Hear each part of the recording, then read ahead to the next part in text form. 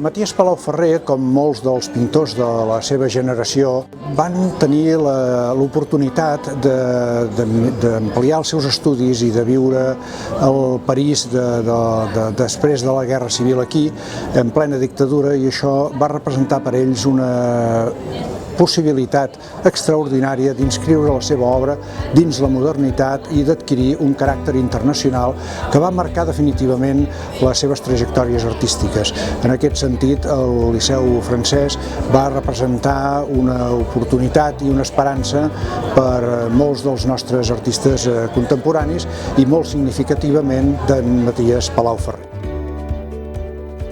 Aquí, a l'Institut Francès de Barcelona, podem trobar aquesta exposició Palau-Ferrer a París, la modernitat de l'art, on ens endinsem en aquest moment vital de la trajectòria de l'artista, París. De fet, ell mateix deia que París és una experiència que et marca, és la ciutat de la bohèmia i de l'art.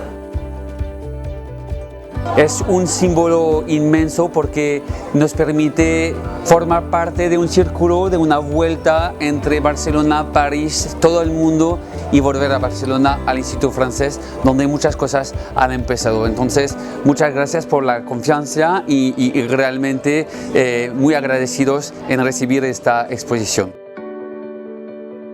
Agrair de veritat a la família, agrair als comissaris i agrair a l'Institut Francès perquè hagin apostat per